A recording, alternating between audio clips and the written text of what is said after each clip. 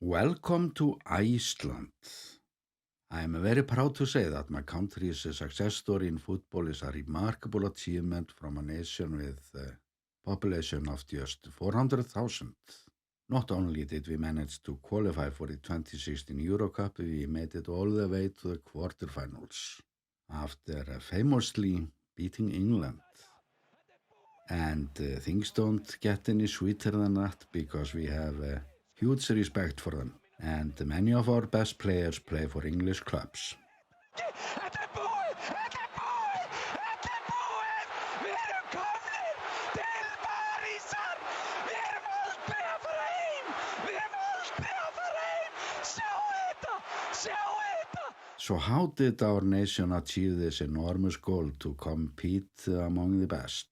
And the answer starts with the cool fans, of course, who stood behind our lads through thick and thin layers of snow. We started this century with full-sized heated indoor football domes, and we are still making them. And in some cases, we heated up the outdoor fields with geothermal water, which we have plenty of, but that is not always enough. Like here in Akureyri, a village with a population of 20,000, where I shot this now in October 2025, the day when a European youth match was supposed to take place. And the boys that came all the way from sunny Greece to play, they were, according to local news, not very impressed when they looked at the football field. Since this day, the geothermal heating system wasn't enough. And I was very disappointed when it was announced that the match was moved into the local football dome, because I love to film what I call snowball. That's my kind of game, way cooler than the ordinary football. But you see now how the football field looked like and the problems we had to deal with through time. This was shot early spring, the first match of the season, and the home team wasn't doing very well. But I couldn't care less. I was filming snowball, and my only worries were if the drone would handle the snow. And it actually did so. Those shots are, however, from my Steadicam, where I wanted to capture some of the fantastic mood amongst the supporters. But since the guests scored the first goal, this is what I got. But we have to give them credit for coming, although they don't look like the happiest people in the world after paying for sitting there in wet seats while it's snowing and watching losers. But they are true supporters, and this picture should be framed in the clubhouse.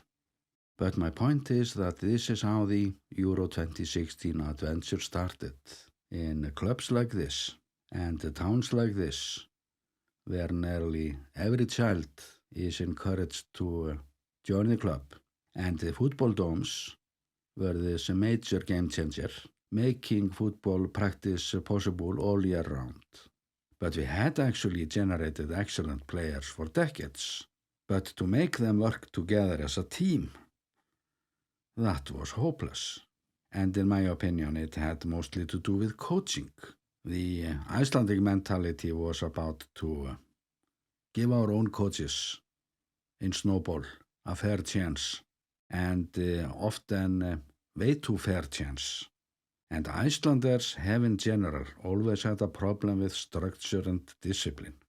So after some pressure on the Icelandic Football Federation, they went to Sweden and came back with Lars Lagerbäck in 2011. And it didn't take him long to get the best out of the national team that earned the right to participate in the Euro Cup in 2016. And to earn the right to be there alone was reason enough for a national celebration. And we never expected what was to come.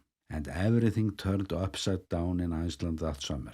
Our boys did way better than anyone dared to hope for. And the highlight of the trip was the day when we sent the English team home. And the videos with the Icelandic commentator are still popular on YouTube, just like many of the videos of the Icelandic fans who followed the team by the thousands and caught the attention of the world for their own performance, or the so-called thunderclap, which became the team's symbol, which is still today very much alive in many forms.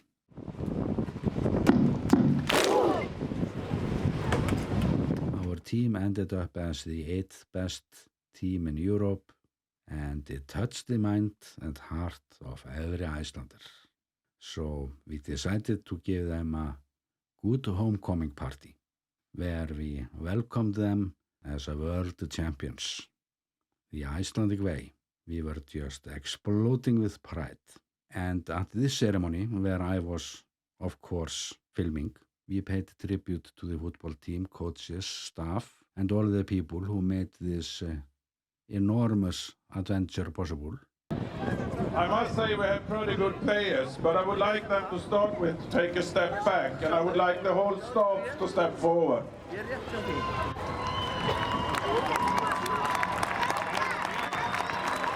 As you all know, this is a team performance, and all these guys and one strong woman have done a hell of a lot of work behind the scenes.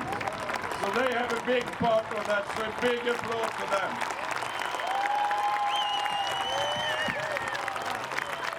And we can truly say that the Swedish coach, he left a lot of himself and his knowledge here in Iceland. So much actually that after he took over the Norwegian national team, it didn't take them long to fire him. But we kept on benefiting from his knowledge. And to maintain this level of professional coaching, we hired a professional dentist to do the job. He had, however, been the assistant coach for a few years. He could do root canals with one hand and give orders to players with the other, simultaneously. And this turned out to be a smart move on behalf of the Icelandic Football Federation, because it was a dentist that got us through the major task to qualify for the 2018 World Cup. And the Icelandic nation got ready for another party. After a draw against Argentina in the first match, the adventure was over. And this turned out to be the end of the Golden Age team, as we often called it. The dentist left the team after the World Cup, and the management of the Football Association went through changes that were not necessarily helping Icelandic football, because yet again we faced the task to find a new coach.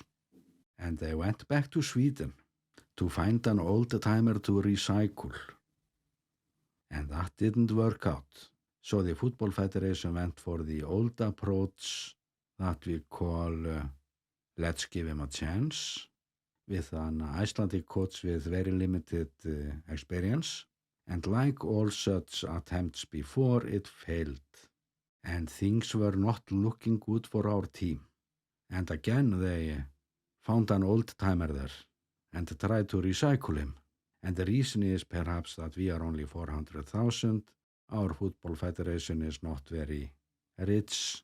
So to find a Swedish coach in a retirement home and get him to coach in Iceland is perhaps all we can afford. Personally, I would of course like to get the former Liverpool manager, Jurgen Klopp, to Iceland. But I suspect that he is too expensive. But Jurgen has a shitload of money anyway, so he could easily do it for free.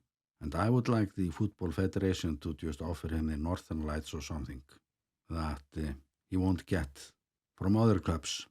I'm sure he would have a good time here in Iceland.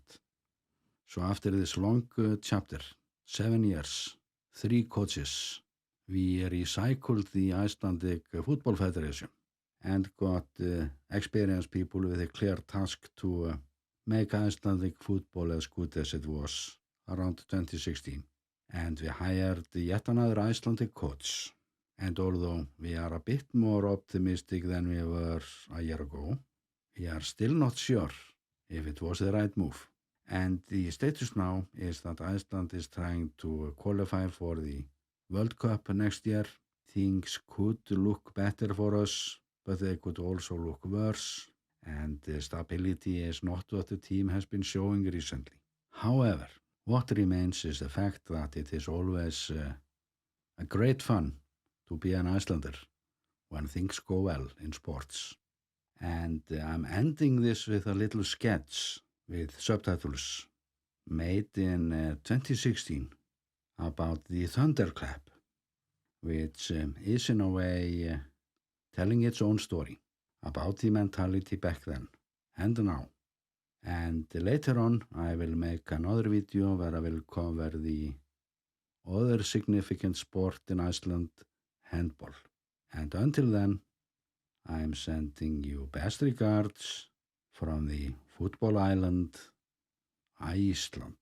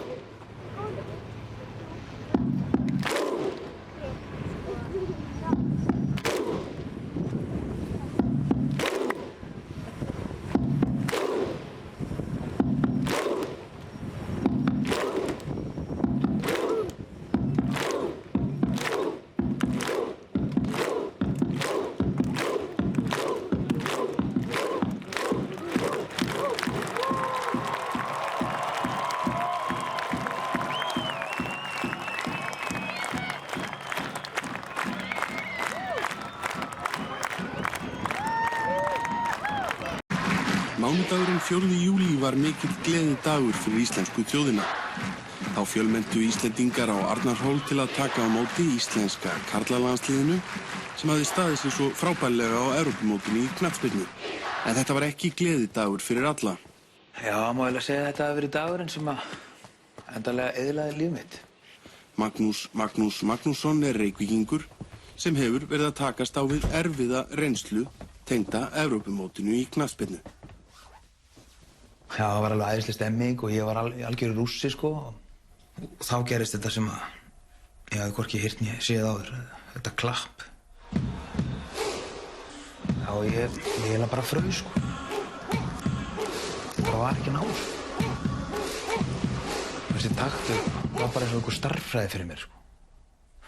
Ég kannski get allt á taktvis, en ég hef oft klappað og það hefur aldrei verið neitt vandamál.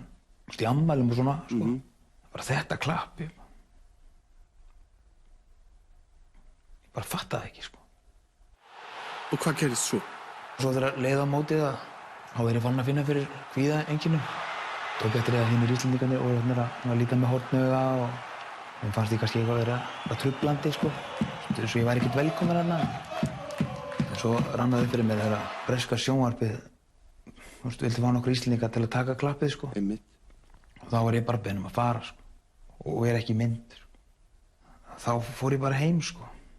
Fylgdist auðvitað með ekki nú sjónvarpið og svona og svo þegar þeir komu og áttu að taka mótið þeim hérna á Arnarhól þá langaði mér alltaf að fara og taka mótið strákunum og fagna með þeim. Sko, ef mér hefði grunað að ætti að taka þetta klapp þarna, sko, þá hefði ég náttúrulega aldrei farið, sko. En hvað gerðist svo þegar þið var ljóst að það ætti að taka þetta víkingaklapp þarna? Ég náttúrulega bara fraus og auðvitað hefði ég bara átt að fara en ég vildi gera lokatilraun til þess að klappa með. Það hefði ég aldrei átt að gera, sko.